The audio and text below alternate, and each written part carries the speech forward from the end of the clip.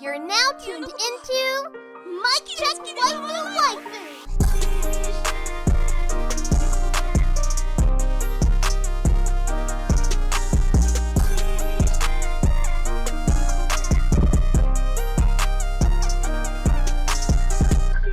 Polo and Tell, is that you?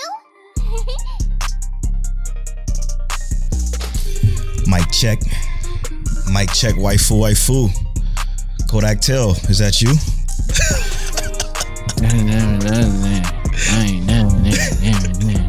Tell out here look like Kodak Tell with the rap, bro. Hey, no, for real though. Like, I've been getting mad compliments on my hair all day. They was like, yo, you look like a rose garden. It looks clean though. They've been hyping it up, and I love it. I take it. It looks super clean. I'm just fooling. Welcome to episode 87 of Mic Check Waifu. It's 87, right? It's 87. Let's go. Brought to you by Lube Complex. Make sure y'all go to lubecomplex.com and use that offer code waifu to save on your entire car. Unfortunately, to our UK and EU listeners, they had to halt shipment there for political reasons over there. So sorry about that. But you do... everybody over in the US, you do get access to some super dope throws that they just dropped that look sick. Make sure y'all check them out, lubecomplex.com, and use that offer code waifu to let them know we sent you. It's also brought to you by Don't Talk Shop. That ad is coming later. And it's brought to you by our bread and butter, our friends, our family, our supporters over at Patreon. This week, we have a brand new producer, okay? This is a big deal. Producers get all the love because you literally make the world, all of our patrons do, but the producers, you literally make the world go around for us. So thank you so much for supporting us at such a high tier. Shout out to Aaron Brown. Aaron Brown is a new listener to the podcast, and he also gave us so much love on Twitter. He's excited that he found us. Aaron Brown, thank you so much for being a new producer. It's also brought to you by our other producers as well. The Huge, Connor, Explicitly, Monique Williams, and the homie Treesus.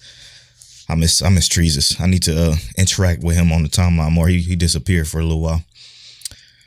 Thank y'all so much for supporting us. It means everything to us. It means a lot. Today we got a lot to talk about. There's a couple new shows that I've watched that I want to discuss. One being very, very interesting. A super polo ass anime. And I'm gonna get to that later, but before we do that, let's start with this therapy session. You know, before we get to the therapy session, I was gonna do something so funny. Okay, I was looking on the internet and I'm just like, damn, is there like a song that like kind of represents therapy? Right now, for those of you that don't know, okay, that's just now listening to our podcast, welcome. We appreciate you. The podcast go live every Tuesday at 9:30 a.m. EST. But I was looking for songs that had like something to do with therapy. Okay. Now, what we're going to talk about right now is a therapy session for Redo of a Healer. A lot of our listeners watch that show, and we have to kind of exhaust all of our feelings of that show at the beginning of the show so we can continue on with the show as natural as possible without breaking up the show and bringing Redo of a Healer out of nowhere, because that shit is wild. So we're going to just get it out the way early and go from there. So I was looking for a song that had therapy in it. And the funny thing that popped up was, you remember that Robin Thicke song, Sex Therapy? I mean, it kind of worked this episode. Yeah. I thought about doing it, but I'm like, nah, I can't fucking do that. I cannot do that. It's wrong on so many levels, but it would have been so right on so many levels, which is the fucked up part about that. I think, all right, so hear me out. Right now, I don't like our main character, but I feel him in every sense of what he's doing. Kind of like I guess that's the mechanics of the world. Mm-hmm. That's how everyone's been utilizing him. Yep. So I assume, it works. Use it how you got to use it. Now, I don't know if this actually works, right? Like when he's like giving power to Setsuna. It does. They established that in the first 2 episodes, unfortunately. I thought they did, but I wasn't sure like if it actually showed that it was a guaranteed thing. Yeah. Like I thought it was like more like it was made up. But you know, he did like utilize his power to make sure that the people who wanted to get power from him couldn't get it. Because I remember that part. Yeah, yes, because he changed some shit up, and I forgot how he did it. But I loved Setsuna getting her revenge. Yeah, that was epic. Because I feel that. I feel that in every sense of it. Like you watch the people you love kind of get like kidnapped, killed in front of you, and then you get sold off into slavery. I don't really know how that feels, but I can imagine. Yeah, right. Yeah. Like, I can imagine, especially since it's Black History Month.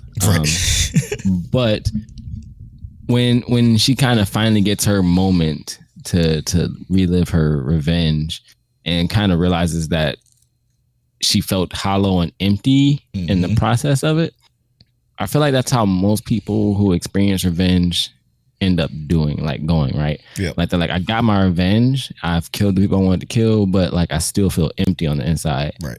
And that sucks for her because I really wanted her to get like her. It would have been nice to see her as a happier character. Like almost like how Freya, like how he mentioned in this episode that Freya is not the same as like how Flair's mentality was. And it could just be the fact that the lifestyle of the town is such a twisted place that these people didn't have a choice. And that's where we kind of differ, right? Like, cause I don't judge me not, but no, do your thing, bro. I feel the opposite of what you feel about the main character. Yes, the mechanics of the world are a little iffy with, the healing situation and how power is gained or distributed or whatever that shit is. But the fact that he learned that shit because like he's like, yeah, I just erased her memory, right? I didn't change her memory. I erased it completely, made her into a whole new person. So the fact that she is the way she is shows that she had to be influenced that way. Right. Which means that, the like him learning that, him even thinking about that with a clear mind, with all the shit he'd been through, is unbeknownst to anything that this show has to offer as far as like, I don't know, the quality of the story. Because it's not really. I'm not taking that from him because that means he's a strong character. That's what it is. Yeah. Anyone else, I think, in reality, who would have gone through what he's gone through, there's no redemption. Yeah, like, exactly. They're straight like I'm on edge and I'm killing everything, or like they're just mentally broken. Right. Right. So which maybe he should have done, and then just going about his way and found the other people. But maybe he needed her because she has the. I mean, I don't think he needs anybody with the power he got now. Yeah, he's busted. He's a demon. Yeah, straight demon. But she's pretty strong too with her little fireball power. She fucking Madara out here, dropping meteors from the sky. Yeah. Yeah. So this episode was a better one. Yeah, it was pretty decently paced. It didn't seem like nothing too. It didn't seem really dark. Right. Like. It was just, it is what it is, This is a progressive episode. Now, it didn't make me feel, I didn't feel nothing like really good about this episode. Like, right. It didn't feel like it was driven too far, but I liked seeing that Setsuna got her revenge. And I actually did like that she didn't choose to poison the people. Yeah. Because, like, I like that he gave her that choice. Yep. And she's like, no, I don't want to do that. I'd rather do it with my own hands. And I was like, that's dope. At least like she can seek out people who are doing wrong and use that as a means of outlet and like aggression. The smallest thing about this show that I was like looking forward to in the next episode is just knowing what her real name is. Like that's a whole little interesting concept. Like it's a real lazy way of just making her a slave without giving her a collar, right? Saying her real name, her birth name, or whatever the situation is, it's pretty silly. But I'm kind of interested to see how that mechanic, quote unquote, works. And I'm assuming that only works for demi-humans. Yeah, that's what they said. So, I mean, that kind of sucks because it's like demi-humans are born with a collar, so it almost like legitimizes the like the discrimination and racism they get, right? Like the writer gave that to them. So I agree with you on the lazy aspect. It's like, Super why lazy. give them that kind of differentiator? Like they're already like animal people, Exactly. right? Do you give them that because they're generally stronger than humans, or do you give them that because they just needed a neutering? Like, right. Because they don't ever have to tell anyone their natural born name. So like, if that was the case, then they're still not technically weaker. It's just they do that to become subservient. Is more like what I'm trying to see. Yeah, I don't know. Better episode for me personally. But still rough to watch. You think this is a better episode? I do. I mean, hell yeah, it was a better episode after all the shit we saw. So here's the thing though, like, and I guess this is where I disagree, is like better episode in terms of I didn't have to like cringe and turn away. Exactly. 100%. Exactly. But not a better episode in terms of like finding out lore and background of the story and how he was treated. Like I felt I enjoyed learning. I'm not gonna say I enjoy it, but it was interesting learning about the things that he had to go through and then his planning to push his motives and whatnot forward. This one was more focused on Setsuna, and I'm not upset about that being focused on her, but I enjoyed him. We're finding out like why he is so irritated, why he is so upset, why he is enraged. Okay, so what you're saying is you enjoyed us learning that in the previous episodes, and in this episode, not getting that much of that, right? Yeah, it didn't feel like the information. Like we got Setsuna progression, but we didn't get like actual Kiaru. Okay, hear me out, dude. Hear me out. Now, what this episode entire purpose, the biggest piece of this episode was that him learning about the kingdom, the corruption of the kingdom. That was the biggest part about it. Maybe it was to establish his ally, because maybe something happens later with that. Who knows? But I think that it's the typical storytelling that we love. Well, I love, where it just it just plants a seed. And it planted that seed of him learning about how the kingdom is corrupted and how he plans to take the whole thing down, which I think was a major development with his character. Yeah. You know what I'm saying? And that could be easily missed because it was like literally glossed over at the very last end of the episode. Well, they also told us that he had gotten that from the memories of the sword hero. Yep. Or no, the guard. What was his name? Reinhard or something like that? Yeah, Reinhard. Same thing. Something. It's like Reinhard, I guess. right. But he got that information from the memories of the other guy when he healed him. Yeah. So essentially, we do know that he got that information. That's kind of a little bit of an extra drop on there. Well, he just thought that particular ring was. He didn't know that the entire one was until he put 2 + 2 was 4. I like that they gave us that kind of stuff. I do feel that. So that's good. I'm interested to see where the next episode goes, because I feel like the next episode won't be quite so dark. You don't think so? No. I think they're going to give us a flashback. I don't necessarily see it, but then who knows? Yeah, it could just be like, pow, in your face, motherfucker. Yep. We get a flashback because he meets one of them motherfuckers, Bullet or something. Mm-hmm. Oh, boy. Yeah, I'm not looking forward to that. But, again, better. Not, I mean, I don't, is it good? I don't fucking know. It's, we watch it. My man said, is it good? I don't really know. I don't really know if it's good, but I'm here. I'm in it. And shout out to everybody that decided to watch it because of us. I'm sorry. I apologize on the behalf of My Check Waifu if y'all decided to, damn, let me check this shit out, because it was a lot of that on our timeline. And I wanted people to tweet about it because I wanted to see what they were saying. And it's pretty much the same. Like I would go back to the tweets, but I didn't save them. And again, our timeline has been blowing the hell up. So unfortunately, I can't go back to the tweets. But there are a lot of people that that watched it and tweeted at us with like their stories, their experiences. They're like, okay, I get it. I understand why. We also got a bunch of new listeners too. Like shout out to @_1tone on Twitter, who gave us a listen. He shouted us out on Twitter and talked about how dope the episode was. He listened to recommendations, and then right after that, episode 86. dropped, and he listened to that. So we appreciate you for joining us on this ride. Let me go to.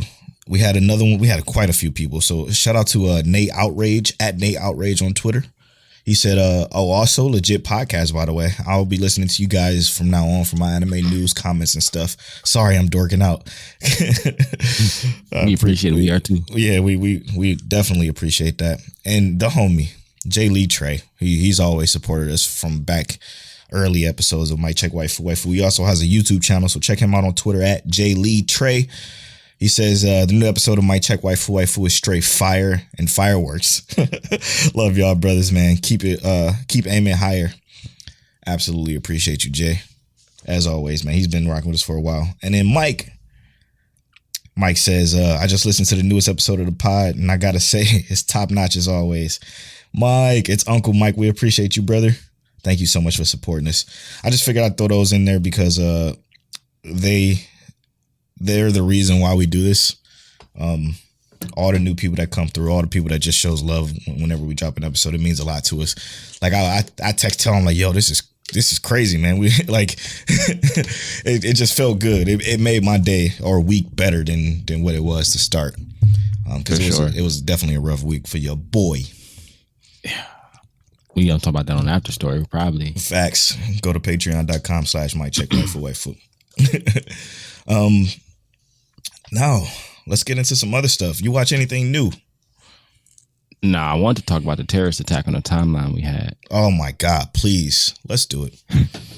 Let's do it. Let's go. So, we all know that in our anime podcast circle, anime friend circle, we have a consistent terrorist threat on our timeline. Yeah, demon level villain. And he might be a high level demon. I don't know if he's been planning this all his life, but Steve. We like to bring Steve to the congregation, please. Bro, we gotta figure this out. Y'all need to trade places. He needs to be in Florida, and you need to be in Texas. You right though, bro, because he belongs here. He is Florida man suspect number one. Facts. Our boy Scuba Steve, part of the Watchers, he goes, and Blurred Mind Pod, obviously. He goes and he tweets the Watcher 100 Anime Challenge. Genius is tweaking. X-Arm animation is GOAT tier. If you are reading this, go start your life. Better than anything I've ever seen. Fire emoji, fire emoji, fire emoji. I'll pay anything. So first of all, us in our anime community, we know from the trailer being sarcastic. We know. Yeah, 100%. If you just look at this for 10 seconds, you're going to instantly realize this is worse than Ruby Season 1's animation. But here's the issue, is that when Steve said that, there are people who said just added it to the list. We'll be watching. We know he's sarcastic. We know he's being silly. But he's a demon for this all the same, because this is the worst shit you will ever watch in your entire life. The worst. And then we didn't want people adding this to their list and expecting this to be good. And our boy Steve is spreading toxicity around the anime community. Motherfucker, Amaterasu. I did say I'm going to watch X-Arm. I'm going to complete it. I'm going to finish it. Only because it's so bad that I have to give it a negative rating. Even if I got to do it by myself, because I don't recommend anybody watch it. I don't want Polo to watch this. Oh, I've already started. I already been watching it with you, so like I already know we doing that negative review. It's so bad. It's real bad. It's real bad. Literally, and Steve, the storyline isn't even like conducive to like anything. It's garbage. It's garbage. Scuba Steve literally Itachi'd Amaterasu the timeline with this shit. Like it was just burning for days with us just like trying to tell people, no, do not watch this shit. It's trash. It's so trash. It's so trash. We kind of went off on them though. I've never seen anyone get timeline jumped for like 5 hours straight, bro. Steve got jumped on the timeline for 5 hours. And look, for those of y'all who don't know Steve is obviously a joker. Yeah, it's a good dude. Really funny dude. But he set himself up for that one. Mm-hmm. The moral of the story is don't watch X-Arm unless you plan on watching something bad. Like if you have a bad movie night or like a bad anime night where you just want to watch something so you can appreciate all the good stuff you have in life, Then you turn on X-Arm. Yeah, he did a drop by the puppies, like I said, newborn puppies. It was just awful. Can you give us his at name so people can follow him on Twitter? Because that's our dude. All right. Steve is at Scuba Steve is SCUBASTEVE 1428. And he got Scuba numbers in his Steve, at. 1428. Right? Come on. He is a timeline terrorist. He wears socks. I'm about to retweet that. And he got ats in his name. numbers in his name. He wears socks when he go to sleep. That's just already you already know he's a demon for that. And then he got the nerve to become one of the Force Horsemen of I ain't do nothing wrong. Now, here's the thing though. It's like you got characters in the world who actually did nothing wrong, like Eren Yeager. True. But then you got Steve, Gabby, Rachel, and I intentionally for that meme I edited. I intentionally put him over the dude from Berserk. What's his name? Fucking the other demon, Griffith. Yeah, Griffith, because he's just as bad as Griffith to me, and I did that intentionally. Fuck Steve. No, I'm just playing. We love you, Steve. We love you, Steve, bro. We appreciate you for keeping the timeline funny. We appreciate you being able to take the jokes. It's a good fun. Keep it coming, bro. I guess this is a shout out to Steve. Just you don't have to be a terrorist every day. Every day. You can choose to sleep without socks once a week. I decided to cosplay as Steve and just put out the fact that we think at Mic Check Waifu Full Metal Alchemist Brotherhood is better than Attack on Titan. Now, I didn't know that was such blasphemy, apparently. Yeah, I didn't think that was wild. Yeah, but not too many people responded. People just hit us with the cap meme, the same shit that they like to do. Ash Ketchum throwing his cap. Yeah, that shit. Oh, come on. Give me a reason why. You want to talk about that real quick? Let's talk about that. Just we ain't got to go too far into detail with it.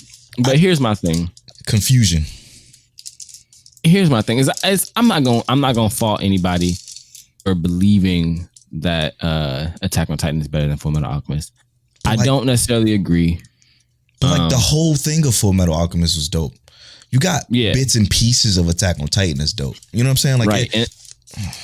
And my thing is, I feel like if you take either one, whether it be Full Metal Alchemist or Full Metal Alchemist Brotherhood, either one, don't matter. Like conceptually, both of those shows have plots that can arguably like make your vision for life better. Is how I always say it. Yes. There is no real breaks in between the show where things just kind of overall lull. It's just like the entire show just goes. It's consistent. Yes. That's what it is. Attack on Titan. I stopped watching after season 1. Got halfway through season 2. I was like, this is kind of okay-ish. Season 3 was like dead for me. Yeah, season 3 first half was dead. It wasn't much to write not the whole thing. Yeah. See, the first half of season 3 was dead for me. And then this final season, I knew what was coming, and I was like, I guess I knew what was coming after season 1 for everything else. But this season, I knew what was coming, and I was super hyped for it, and it hit the way I wanted it to. Yes. I'm not gonna put Attack on Titan on Full Metal Alchemist level for the final season being really good. Do I think that in the end, once it's done, it could be a masterpiece level? I think that it can wrap up and have a masterpiece ending. Yeah. But I don't think that, in my opinion, I'm ever going to put it above Full Metal Alchemist. Yeah. I'm not going to shit on people for doing it and putting it above there. I'm just not going to do it. Yeah, straight up. Me either. I'm going to shit on them. Because listen, it's all about the viewing experience, right? Like, you got people like Rob J. Rob J had the privilege, I should say, to binge it all the way through. That is a way better experience to experience season 2 in the first halves of season 3 than what the normal, the week to week people got. And I can't say that. Like, I understand why he says that it's not below average. I think that shit is below average, or average to below average at best with season 2 in the first half of season 3.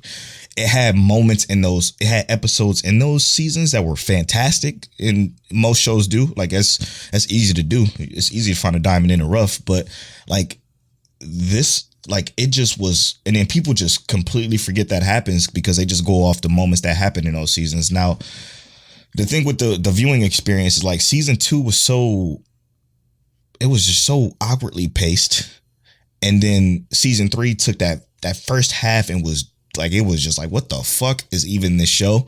And it was gone for like 6 months, and it was just straight gone. And then it came back, and then everybody's like, okay, now I understand what's going on, because y'all, whatever y'all gave me in the first half didn't make no fucking sense, which is their storytelling, which is perfectly fine. But in the pacing of how they gave it to us week to weekers, it was rough. It was rough. Now, also, and this might even be worthy of its own episode kind of topic, but I just want to say this. Do you think that a high point or like a really good season could be a redemption for an entire series to be considered a masterpiece? No, I've never thought that. Absolutely not. And that's what I was also wondering, right? Is because to me, Attack on Titan is really good. I enjoy it. Good. I think that if it ends on a high note, it could slide into my top 10. Is it going to be in my top 10 right now? It's not in my top 10 right now. What's funny is that it's literally, if it's, I can't remember. Was it in my top 10? I think it's in my top 10 or just out. I think it's in your top 10, but it's not in my top 10. And it's crazy because I love the show, but I love the show for obviously like biased reasons. I'm attached to it, but it's not because it's a perfect show, or is that is like all of it is good, because all of it is not good. The closest thing to perfect in this show is Levi. Yeah.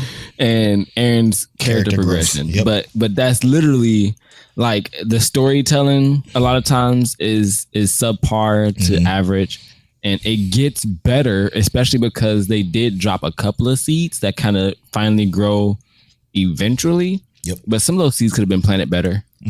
We've seen better seeds planted. And I still enjoy it all. I still absolutely love it all. I think it's just outside my top 10. I think it's like number 11. But that's neither here nor there. We'll get to that episode one day. But what you said is a good point. Like, there's like one season can't bring down or bring up an entire series for me. Because if that's the case, I will fucking hate My Hero right now, because that last season was below average too. Like, and I love My Hero, but I'm not going to say that's going to bring the entire My Hero series down because of that one season, right? Like, it's it's a blemish on a perfect face. And that was my favorite season for a while in the manga. Yep. But now, if I look at it, I guess objectively in the anime, it's like it was okay. I didn't completely hate it, but there were some things I didn't like. Yeah. But we got toe-colored glasses on, so we'll just move on from there. Yeah, because your hair is wrapped like roses. Yeah, right. I got you. I'm not gonna mess with you. I'm gonna let you do your thing. Y'all gotta watch the video version of the podcast to get that part, I guess. Anyway, Polo coming in my neck. Let's go to some new shows that I wanted to talk about. I did watch a new show. A new show called Photo Cannon. Photo Cannon, but spelled Kanon. This is a show about a kid who gets his camera passed down from his father. It's like a Canon. It's like a 5D or something like that. Beautiful camera. And when I tell you, this is probably one of the most best shot shows, because what they do is they essentially take scenes like a photo, like it's a photo, right? So it's not a lot of tracking shots like JJK or any other anime, really. It's a bunch of still frames that are just the most beautiful scenery / people portrait shots ever. It's fucking phenomenal. It's so good. It's so good with like the way it looks and its aesthetic. But the problem with the show is, show's main character, great, brilliant. The way it tells a story, also phenomenal, because what it is the first 7 episodes is about a character who goes through high school learning how to take pictures. He joins a photography club, and this is what I wanted to talk about as a main topic. Supporting casts literally bringing down an entire show. He joins a photography club with this supporting class that are the worst group of people I think I've ever dealt with in an anime.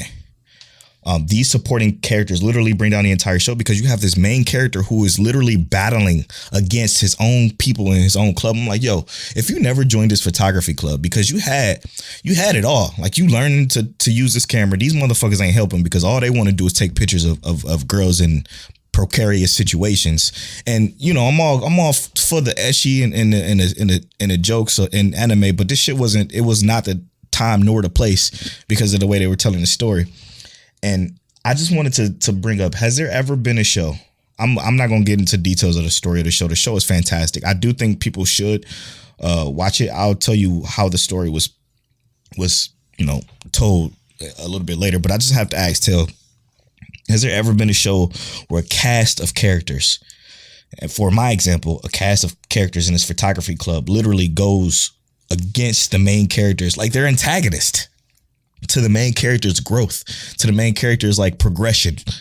Has there ever been a group of people like that you just hate it? Because I hate them, all of them.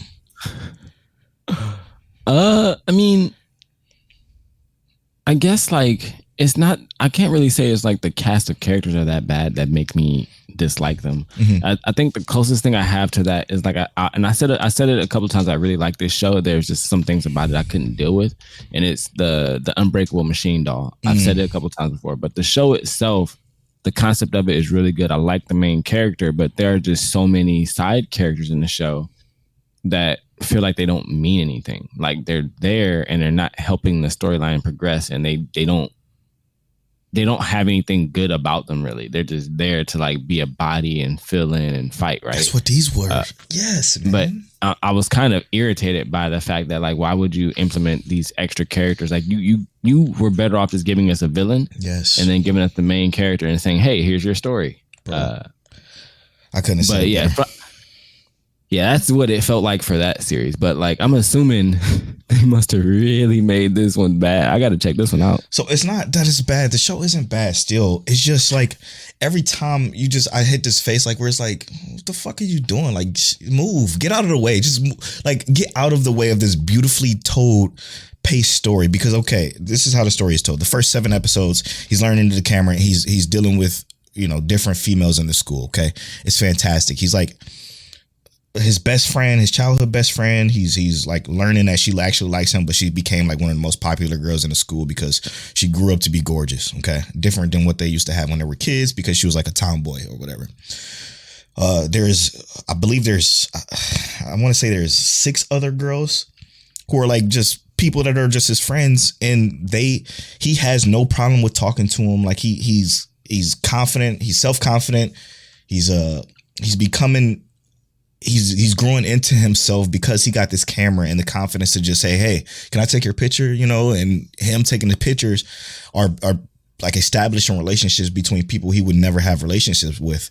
And it's great because like it's a love story, the first 7 episodes with him and his best friend. But then after that, it's like it brings you back, right? It rewinds the time, figuratively speaking, in photo form, to then have him replay a scenario where he actually fall in love with the different girls that he's taking these pictures of because of what he sees through the viewfinder becoming extremely potent to him and him wanting to help them with their problems. It's a beautiful told story. But in that story, you got these fucking photography club members who are just literally in the way to be in the way. Like all they're doing is just trying to take pictures of up under girl skirts or, you know, above shots of their breasts, like shit like that. It just don't make any sense for this beautifully told story. And that's why it frustrated me so much as a photographer myself. I'm like, yo, you gotta stop this because this show is framed so pretty. Like it has moments to where, you know, as a photographer, you've done it too. So, you know, when you have a model, when you have a subject in the front and you take the camera and you literally just move around them before you even take a shot to just find that perfect angle in your viewfinder to see how you want to shoot it. And it does that. And it show like it has like a 2D, 3D type thing that it does. It's so beautiful. I love it so much. And then every time I see these side characters, which they're throughout the entire series getting in the way, it frustrated me. And like it brings a 9 show all the way down to like a 6. You know what I'm saying? Like it irritated me that much. And it may be because I'm biased because of the whole photography thing and romance. Like I love slice of life romance, but I think this show could have been so good, like so perfect to me. Other than that. And this is Photo Kano. It's like Kano. I think so. Yes. Okay. Yeah, I'm looking at it right now. I added it to my list. Yeah, definitely watch it. It's short. 13 episodes. Yep. After that 7th episode, it goes to the individual girl story. Love each and every one of those stories. What they did was they take the characters. Yeah, what they do is they take the established relationships that built throughout that first 7 between each girl, and then like kind of like spin it into what if he fell in love with her at that point that he met her, or that point that he, you know, decided to take that picture of her. It's wonderful, man. It's good, but then again, those characters get so fucking annoying that it pissed me off. And looking at this, what's his name? Hiromichi Kudo and Takashi Azuma, they look like headaches. Yeah, bro. Listen, understatement, man. It was such a good slice of life, though. Outside of that, and then I also watched Agami SS Plus, which is the season 2 to the Agami SS, and that one was just continuing. It after their stories ended inside of SS season 1. Season 2 basically picks up where it left off for all of the girls. So it's another one of those like dating situations, like a dating sim show that what if, you know, he was with her, this is how it would play out. And it was pretty good. It was pretty good. Only 13 episodes. It wasn't as good as season 1, but it eliminated a couple of girls from the waifu list. Oh, you took them off your waifu list? Yeah, a couple of them. Was it personality? No, it was just like, yeah, it was personality. Yeah. Okay, so they was like, oh, you cute, but that personality is trash. Nah, not necessarily trash. It was just like it didn't fit what I thought it would have been, right? Mm-hmm. Like it completely changed just like how I thought it would have played out, which was interesting. But I enjoyed it. Still, I did want to say something since you did say something about a dating sim kind of anime. Mm-hmm. You see, I got this big old box behind me. This is the new ReZero game. Check out the video version. This is also the collector's edition. I will be doing an unboxing on this for our Patreon. It's going to be a Patreon exclusive for the first at least 2 weeks or so. So if you want to see unboxing, and then I'll also do a review of the game once I finish playing it. It's not a dating sim though. It's actually a mystery game. It's a ReZero game. Doesn't even matter what it is. I'm hyped. Yeah. So I'm hyped for that. I got it literally just because I was like, there's no way I could do this podcast and not get it. Yeah, we're ReZero stands. All right. I just want to make sure that y'all knew it's going down for that. Any other shows you watch this week? Any of your weeklies you want to talk about? No, we do the weeklies. The spoiler, right? The spoiler week is in the second half of the show. No, I don't have anything I'm going to spoil or really talk about other than what we already did. I do want to say everybody should watch Horimiya. I'm gonna say it again. I'm gonna say it every week. Watch that fucking romance. It's going to be My Teen Romantic Comedy Snafu quality romance anime. Yeah, I think it is. I just like the main character. He's so bold and brazen with his shit. Like I enjoy him. He's good. He's not Hachiman good, but he's good. He's real good. And in this story, real good. Good. You was about to get the meanest side eye, bro. It's good, man. I don't even regret it. I do mean it. Like this show is going to be one of the all-time slice of lives out there when it's done. Hopefully it wraps up properly. Fingers crossed. You know how that shit go. Fingers crossed. I mean, that's the thing though, is that like My Teen Romantic Comedy Snafu Climax had an overall decent ending. I don't think it was like the most impactful ending. It's still decent. It was real good. Yeah. It didn't piss me off. All right. Well, then with that, before we get to know My Check Waifu, out of the shows you watched this week, which one would be your most standout? For good, bad. Other shows I watched this week.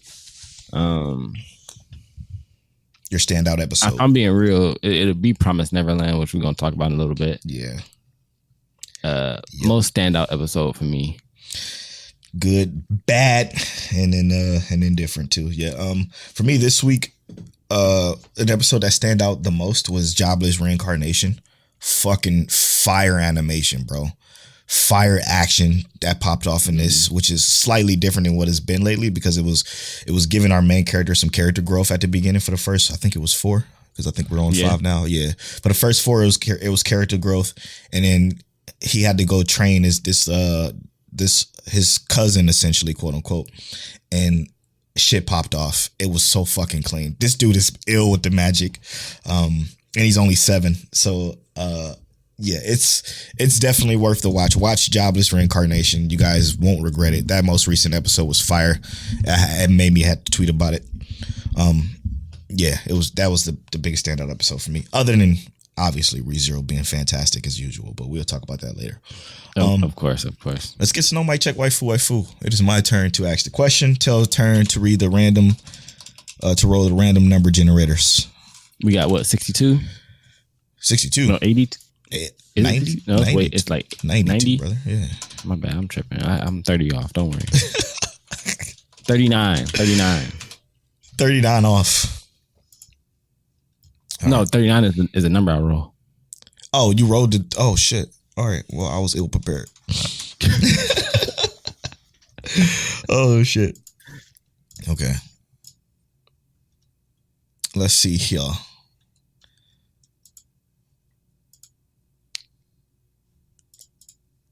I got too many Google accounts. I ain't gonna cap. There it is. You said 39? Yes, sir. 39. Has an anime fan base ever made you hesitant? What anime fan base made me hesitant? I don't want to jump back into Black Clover. Fuck, dude. Oh, that's ending. We should probably talk about that. Yeah, I don't think it's gonna end though. No, it's a day about the Black Clover Shippuden that shit, and I'm not gonna care either. Yeah, I don't want to jump in the Black Clover community again.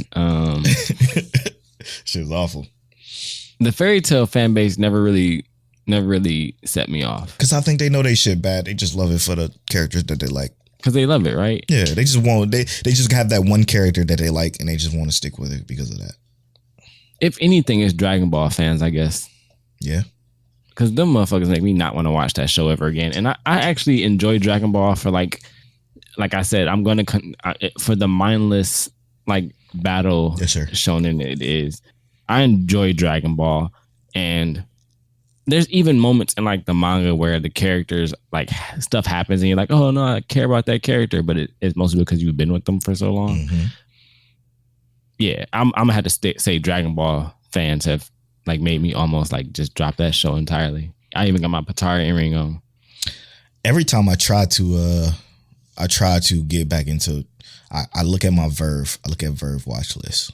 Black Clover is always there. I look at it, and I'm like, no, because if I do this, I'm going to want to tweet about how shitty something is as far as story quality. I'm about to gain this magic power because my friend's in trouble. Bullshit that don't make no fucking sense.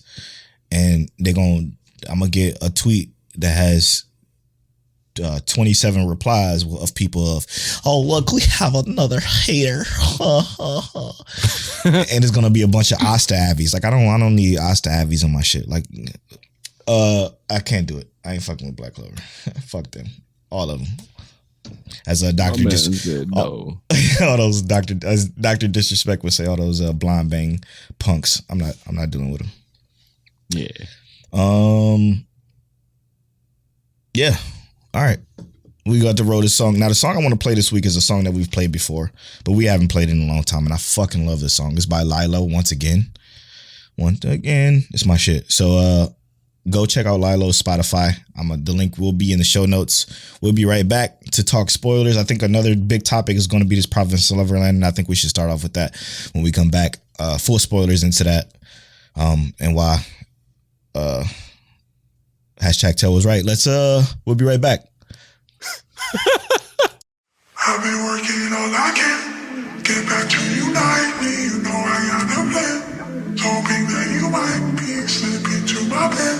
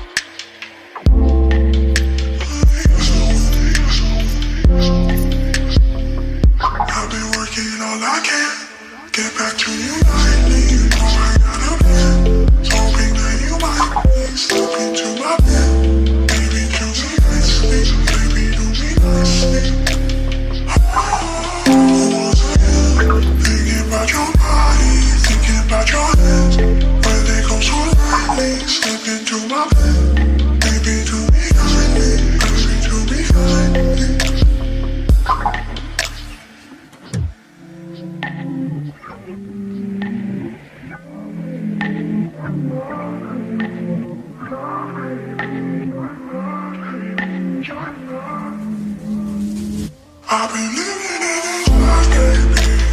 This is undeniable, I want you to call up by my side, baby. And slowly give me all your love. I've been living to the street lights. I've been rolling.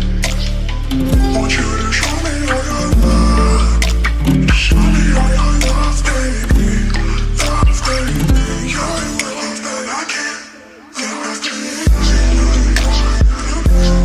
Talking that you might step into my bed.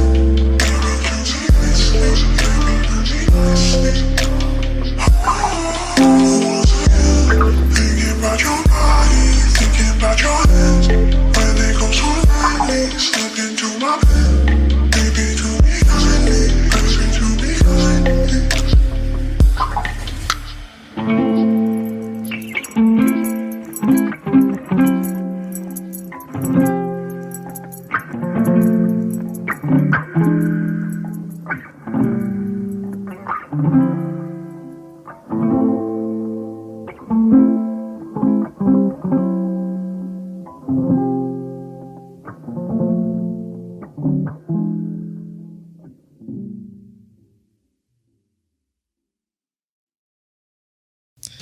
And welcome back to Mic Check Waifu episode 87.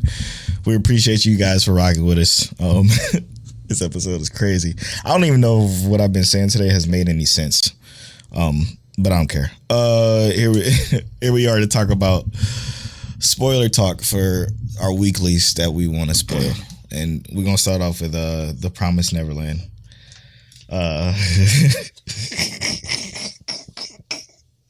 They fucking played me, man. They hold me, man.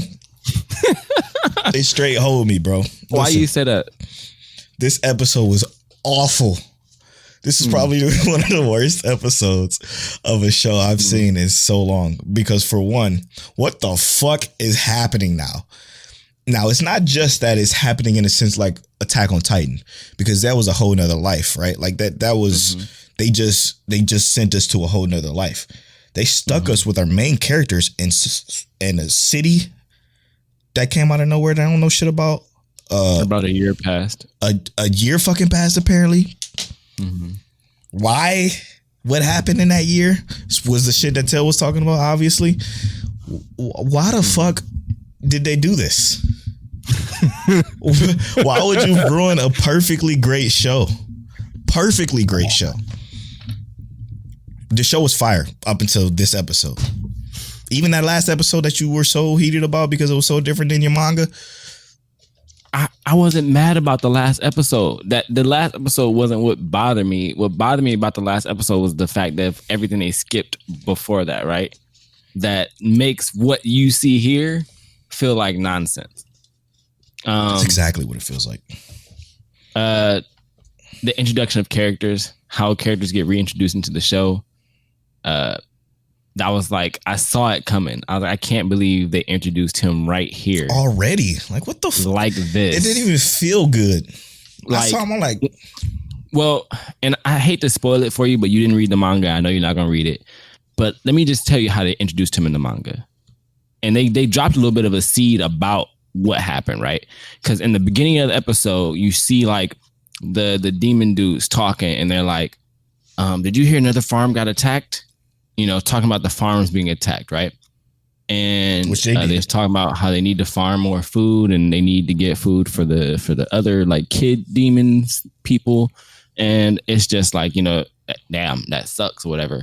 But how they did it in the manga was basically that same context, but you see who's running through the farms, destroying them, and kind of like the kids kind of almost like stumble upon it just when they're out looking for food and hunting and whatnot. And it made just way more sense than just throwing them into like a year into the future and saying, hey, this is what's going on now. They're in some weird temple. That never happened, but I'll take it because we already don't know what the fuck is going to happen next anyway. But when they introduced Norman again, everyone was maybe 2 years older, 3 years older. And in the manga, Norman had been in the manga, Norman had been at this hunting farms down for like the last year and a half, 2 years, and basically they introduced him as William Minerva instead of as Norman. Yeah, because and what's funny is that's fucking crazy. Never read the manga. Tell has never read the manga. Tell has. I had that in my head. That's why I was asking those questions I was asking during that one time. Like, okay, who is William Minerva? Okay, is he still alive? And then when you said no, but he is, and I'm like, okay, then I know who it is. That's why I was like, okay, I got it. It was going to be Norman because I had my suspicion. That's why I had to make sure that he wasn't still alive. Essentially, you know what I'm saying? What pissed me off though, bro, is that like the whole temple shit was probably some of the worst I've ever seen The Promised Neverland. Like all of that whole 15 minutes of that bullshit where the demon comes in with the sacrifice. I'm like, that's so fucking corny. It's just don't fit what the fuck is going on because they literally just escaped a giant spider being eaten, some motherfuckers that was chasing them. After they tell us, hey, look, we're going to send Isabella after the kids. Where the fuck is she at? Like, it's all, maybe she's still coming. It also makes no sense because the evil-blooded family that essentially she's praying to are Mujoka and the other dude. Those are the evil-blooded, right? And the whole context of the evil-blooded I don't even know what you're talking about. They don't eat humans, right? But the old dude was praying to them because he wants to eat more humans. Like that's the opposite context of the evil. I see. You're talking about the statue in the temple. Yeah. Okay. Yeah. So it didn't make any sense to me that why they have this old dude praying to the evil blooded if he wants to eat people, because that's literally the opposite of what they do. While giving and we know while giving fruit. Yeah, while giving fruit. And we know Sanju, he wants to eat people, but he wants to eat them properly. He wants to be able to hunt them. But dude was bringing fruit and then was like, I hope that they give us better meat, right? You're still eating people. You're just eating shitty people. So like, why are you praying to the evil blooded? They're not helping you in any way, shape, or form if that's how your life is. And a lot of the context and stuff, it doesn't make as much sense because, like I said, they didn't fill you in. What you said right now, I don't know what the fuck you're talking about. I don't even know who the fuck he was praying to in the first place because they gave us none of that context. All of it gone. They just threw it out the window, which I thought I was on the side of The Promised Neverland, just doing their art different than what they wanted to do in the book, which is perfectly fine. It happens all the time. Okay, I get it. That's cool.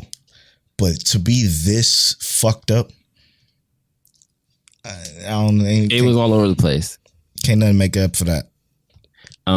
I wanted to say, oddly enough, and why this episode intrigued me the most was because I hated this episode. It was awful. And I made it very verbal when I watched it because I was watching it with Monique. And Monique was like, oh my God, I fucking love this episode. And I'm like... She liked it? Oh no, even me not knowing what the fuck is happening knows that was a horrible reveal. And well, she's been watching Promised Neverland. She's been watching Promised Neverland with me since the beginning. Yeah. Since episode 1.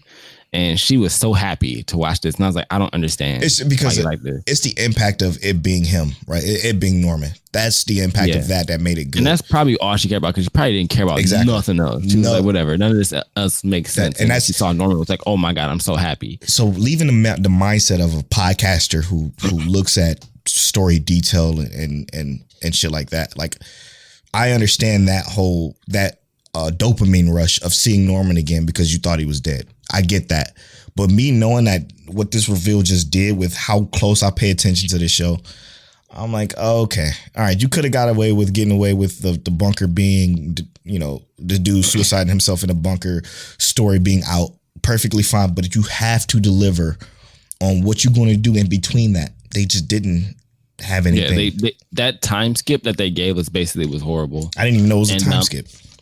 It was though, and the reason I could recognize the time skip was because, so they were actually supposed to be in that bunker for about a year or two, and then it progresses to where they are now. And I knew that because you see in the manga, you go from Emma with the little hair and she got her little bleeding ear patch, and then boom, her hair covers the ear patch because it's been years and her hair is grown, that is healed, that kind of stuff. And you see that instantaneously in this one, but Emma's still a bit younger than what she was in the manga. And I'm not necessarily bothered by that. Like I said, it was just more of there's so much more they could have done to give us progression, even if they had just like, you know, rushed through it real quick and said, hey, this is what's been going on. Like showed us that they left the bunker, they escaped.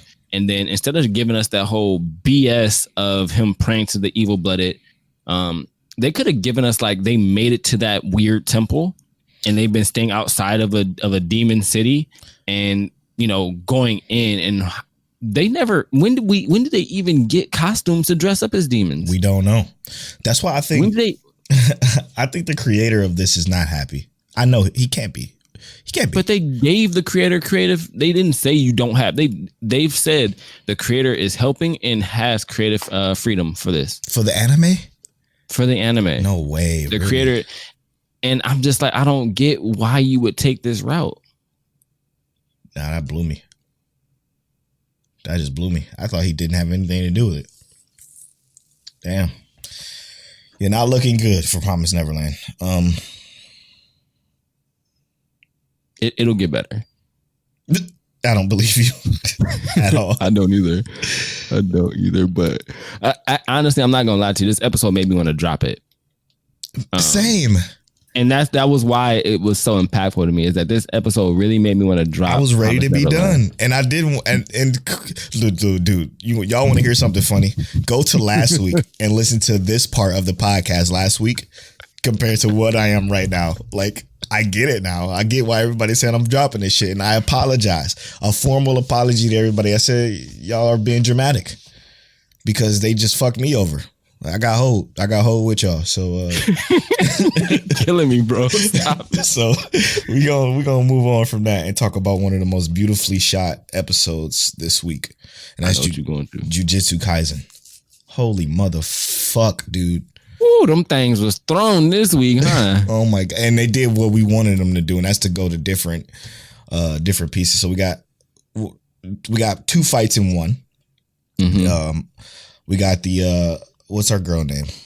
Noboru Kugasaki. Yeah, versus the witch bitch.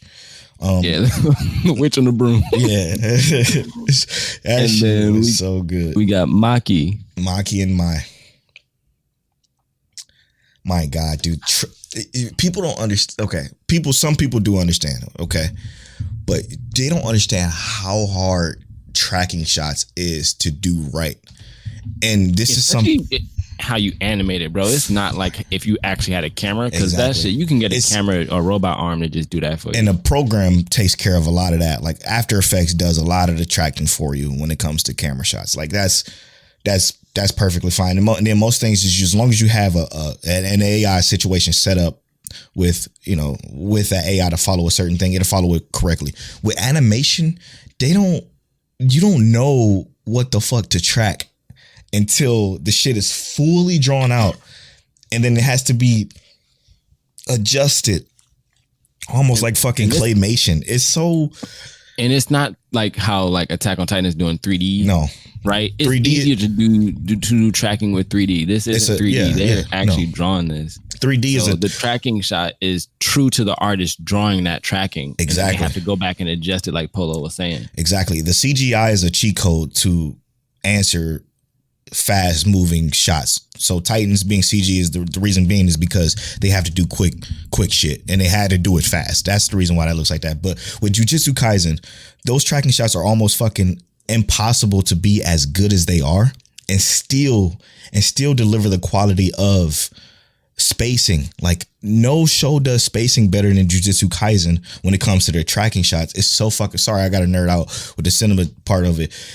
It's so fucking wonderful. Even Ufotable don't get this part right. When they do tracking shots, they do tracking shots so well too. But the problem is the spacing with the environment and the character. The environment and the character are always so separate with Ufotable stuff, but it just still looks so gorgeous. So gorgeous. something about whoever the fuck at Mappa has the camera for this shit, dude, has blown me the fuck away, because they still keep that confined space while following a bullet, or while following the nails when she's nailing it at her, trying to hit the trees. Oh my God, dude. And one of my favorite parts was when she was like, yeah, I'm gonna make the trees explode. And then you got the witch chick flying through the trees, and you see the little blue explosions everywhere. I'm just like, bro, I like that. And then the emphasis on throwing the hammer down, bro, to hit the nail into the broom. Stuff. Go back and watch that episode again. They were tracking the chick on a broom. They were tracking her fucking shoulder. Who has the mental to know, okay, if I follow her shoulder, it's obviously going to keep her head in the shot. But not only that, but the back of her broom, where the focus should be, because of what our main girl's about to do. Our main girl went up, chased after her, grabbed the fucking broom, and it switched from the shoulder to the back to her grabbing the back of the broom. I'm like, I'm done. I can't fucking stand this show. This shit is great. Yes. This shit is great. She got that piece of the broom, nailed it into the voodoo doll, shut that shit down. And after that, pow, and you can see the bullet coming from a mile away, and then it fucking pierced. They even do that triple take thing too, where they show the scene 3 times from different angles. These people blew their entire budget on this show, and it's valid. It's way better than God of High School. Man, listen. It don't make no fucking sense how good it is. Maybe if God of High School had this kind of animation, I probably would have just said, you know what, I'll go back and read the story. I'm gonna keep it G with you, bro. I think it's the story of God of High School. I know everybody say read it is better. I just don't believe it. I don't believe it. There's no fucking way, man. There's no fucking way. You've been tainted anyway, bro. After watching that, I wouldn't want to read it either. Yeah, I'm the same. I don't want to read it really, because I wasn't really that impressed with the show. The whole what everybody's like goals were and morals were just boring as fuck. It's just Dragon Ball Z, and I don't care anymore about that. Like, I'm over it. So our girl Maki though was going head to head with Kasumi, the little samurai sword chick. I forgot all about that fight. That fight was insane too. And the girl, she has her simple domain, where it's basically like Raikiri from Shiver Fell Night. True. But not as clean. And it was nice though, because like we got to see why Maki is so good, and they gave us more backstory on why she's being held back, is because she didn't inherit any actual cursed energy. Yep. So she can't take on the inheritance of the ability. Yeah, in the clan. But she's raw. She got them hands. She like, look, you just give me a cursed object and I'll swing it at somebody. She is insane, bro. Like, come on. She's Maki from Fire Force, bro. She's that's her name though. That's her name. Yeah, she's that quality like type of character where you have, kind of like the average ability, average fight ability, but she has the fucking brains to do some shit that I don't think anybody can think of, right? Like, what is up with her strength? Did they ever explain that? She just naturally strong, like Maki from Fire Force. I think that's what her sister said. I don't think they explained it, but she might have just, because she's a twin, right? Maki and Mai are twins. Mm-hmm. So maybe Maki is physically strong because she didn't have a choice, right? Yep. But Mai probably is just way better at curse energy. And then I loved when Maki broke her spear. Yep. Chucked it at her. And she was like, why is she breaking her spear? And it was like, to me, that's battle combat sense, right? Yep. She's like, well, the enemy is thinking about something. Let me try and out trick her, and robbed old girl of her own sword. Like, you got to give up now. You don't even have a weapon. Yeah, because she was even talking about her skill. Like, if she unsheaths it, she can only unsheath it within that zone, but it does like some ridiculous amount of cuts or whatever the fuck she was talking about. Yeah. She unsheathed it when she threw it, and that was enough for her to get in and get the fuck out with her shit. I'm like, oh my God. And then the way it tracks the risk with her just fucking doing the fucking Not to mention the Maki disarm. just jumping over her shoulder, Yep. having the weapon when it's done. Doing a She's flip like, out. what? Disarming? I was like, yeah, Maki took you. Don't even worry about it, bro. And then takes that sword and fights her partner with it. I'm like, I just can't. Maki is probably my favorite character right now. Nah, that was insane. She's dope. She's incredible. All in all, great episode as usual. They only had one dip, and that was the panda fight. It was fine, but I wasn't as impressed with like the cinematography as I was with this one. But that's just me being a fucking dork. But ain't nothing wrong with that, brother. The rest of the show is fucking phenomenal. I don't think there's been a time where I'm like, yeah, this is not a good episode. You know what I mean? For sure. Not yet. All right, what's next? You want to jump in, Attack on Titan? Let's do it. All right. I love this episode too. Really? I did. I really, really, really, really did. I know why you love this episode. Why? Because they did like a really cool and well done organization of like backstory and like the present, right? Yes, bro. Yes. It was fucking phenomenal. Yeah, to me, I think this was displayed way better than the manga displayed it. Way better.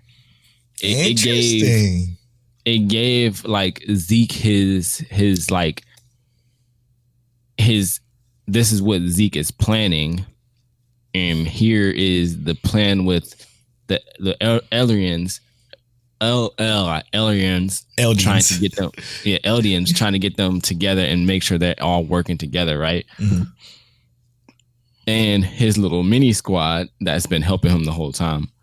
So like, it was just overall, I love how they displayed and put the information together. It was weaved perfectly, bro. It was like how I didn't even have to think about it. Yes, it was like how My Hero was trying to do.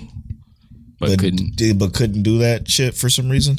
This is exactly how it should have been. If you wanted to do mostly backstory episodes, this is how you weave it in, because it gave us that modern time. It gave us the narrator Armin talking to female Titan. I forget her name.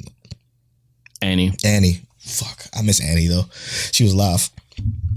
And not that I liked her. She was just live. But getting him talking to her, and then them talking about the plan, and then the whole shot, Sasha like reliving Sasha's situation, hurt, bro.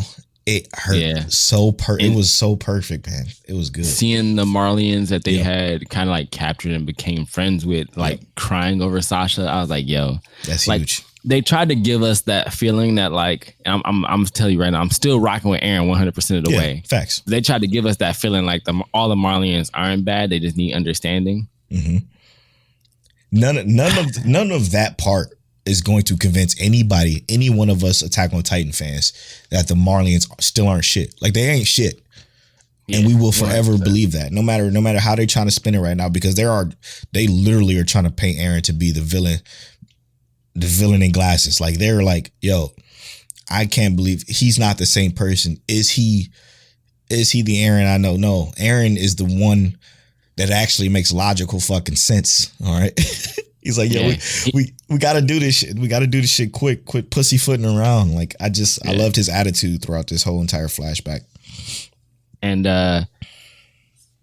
them seeing Annie, them like finally realizing, because Eren, so they gave us the context that they needed one of the Royal Titans, which is the Warhammer Titan, alongside the Founding Titan, to kind of do what they wanted, which is the rumbling, right? We know what the rumbling is already, which is essentially moving the Colossus. All the Colossal Titans being controlled and moved. Mm-hmm. That shit's hype. Scary. Very, very scary. Because all those Colossal Titans are bigger than Armin. And Armin is fucking huge. Yeah. That's going to get wild. It's going to get wild, man. I can't wait. I hope they keep telling this story as well as they're doing. It don't look good to me, man. No, they had one good scene where they did Eren Yeager's Titan, like a flashback of Eren's Titan when he lifted the ship, and That he was was standing in the ugly background. as fuck to me. Not him actually lifting the ship. Oh, 'cause I that see was what the you're saying. same that the When he was animation has standing there. always been. It was when he was in the background, you really just saw like part of his silhouette, like half his body was silhouette, the other part Yep. was like drawn in. Yeah, no, there was you're right. no 3D in his artwork right there, and it looked really, really good. And I was like, why don't they just keep doing this? They ain't got the Like, time. why don't they keep doing this shit? Because it looks really good. And then went right back to 3D shit, and I was like, come on, bro. They got a time crunch. Yeah, it's obvious that like even when they show flashbacks of previous seasons, how fucking good Wiz did with it. Like I'm like, ugh, and then we come back to the map of shit. It just everything just feels drawn like it was drawn with marker extremely fast for some reason. Like it's not Too heavy of an outline. Yeah, it's not sitting well with me. And like if you're gonna do the heavy outline, do it like Wiz did it. Wiz did the heavy outlines where it was bold and it stood out. Like if you Google Wiz Attack on Titan, you could see how like they used a thick ass one of the markers. You know what I'm talking about. You're an artist. Yeah. One of those markers that are basically paint. You know, they use that shit. Acrylic marker. Acrylic marker. Yeah. One of the things I did enjoy the most though was that like each character, when they did like the current scenes and the flashback scenes, every character you could tell is significantly more tired. Like Yes. you can see that the stress is weighing on them They're over it from what they've been going through, right? True. And Eren is the most tired out of everybody. Eren is like, look, guys, I understand what y'all going through, Yeah. but I just want to fuck all of them up. Fuck Gabby. Dude, they will blow that. He will blow that bitch up. And then seeing Gabby, I'm like, sit the fuck down. I'm jumping at my computer screen and shit like I'm about to I punch. love seeing her in her cell, Saudi, chewing on her Saudi. nails. Get her out of here. I don't understand why they keep her alive. I don't want to know, but I know you know. Is it? Maybe I shouldn't ask this question because I kind of don't want to know the answer. No, I'm not going to answer it. I was going to ask, is it possible redemption? And you know the answer. I don't want to know though. Don't tell Somebody might get some redemption. me. Yeah. All right, let's move on. I just don't want to spoil it. It's not gonna be Gabby, but somebody gonna get some redemption. All right, let's move on. Let's talk ReZero, bro. I love it.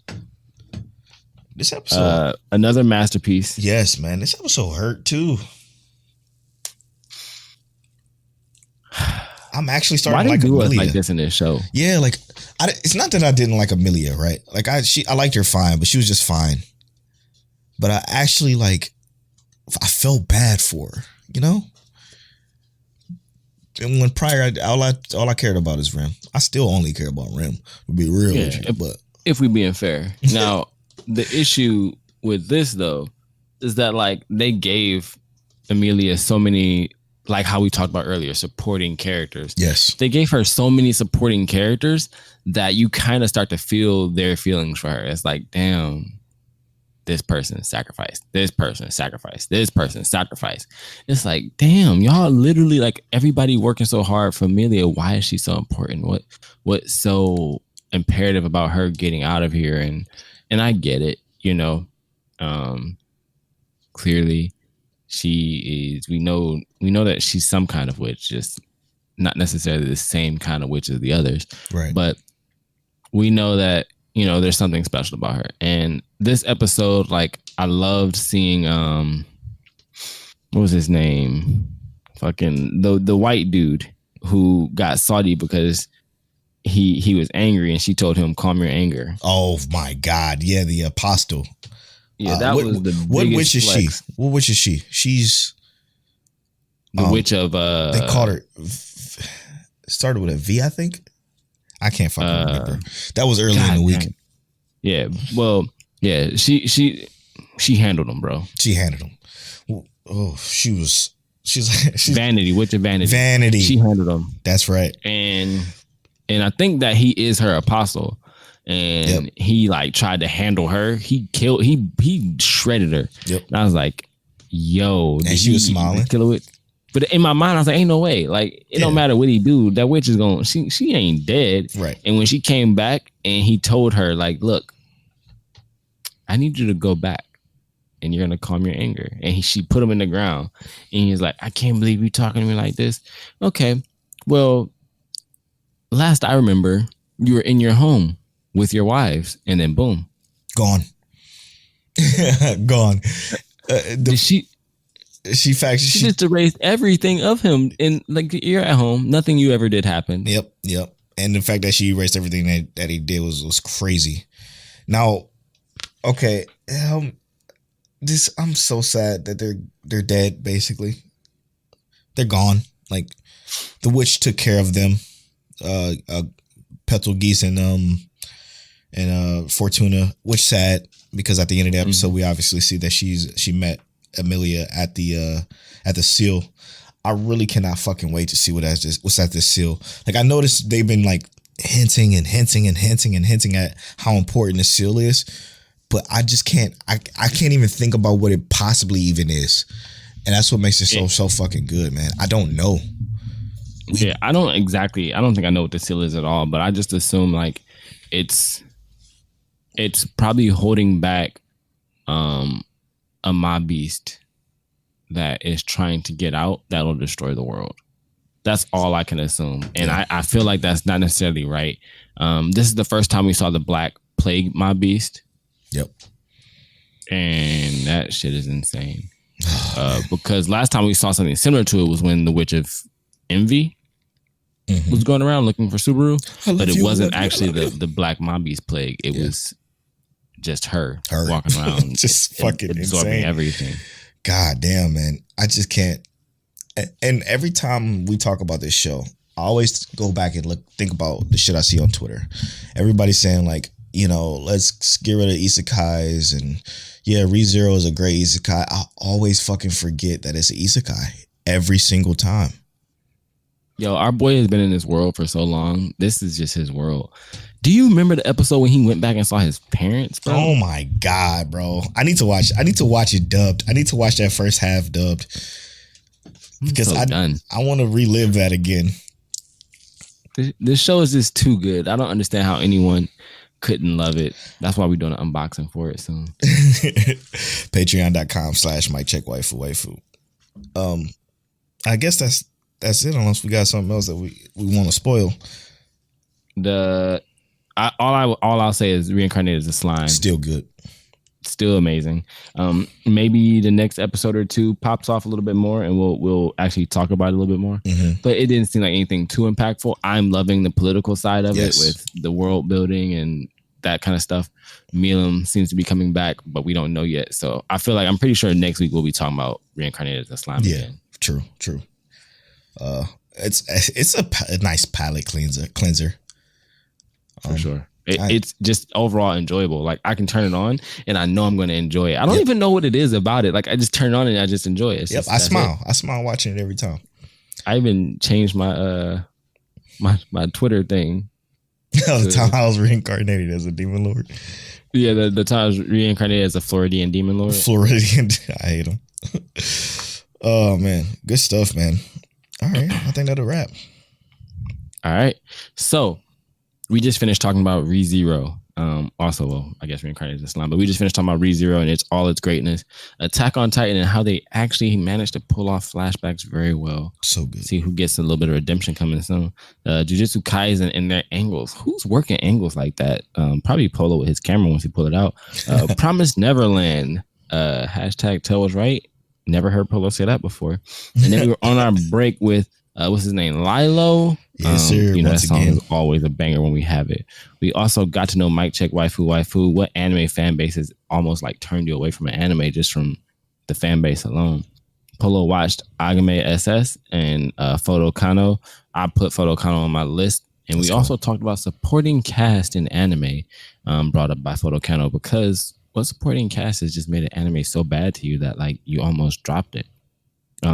We also did a little bit of talk about Fullmetal Alchemist versus Attack on Titan.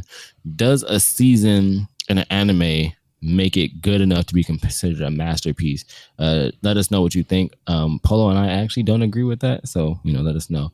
We also had an X-Arm bomb on the timeline this week. I'll pay anything. Steve dropping us with some toxicity. Take it back, Steve. We'll get you new socks if you take it back. We'll get you new socks. You just can't sleep in them. We also had a therapy session, our weekly therapy session with Redo of a Healer.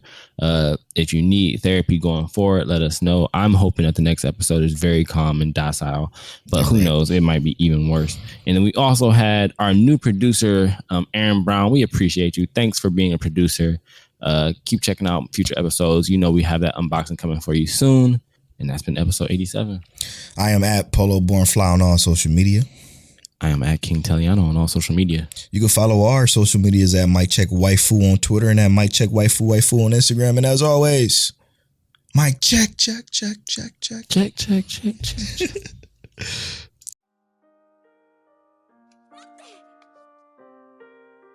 きなの。予行練習なんて全部嘘。You're now tuned into Mike Check Waifu Waifu.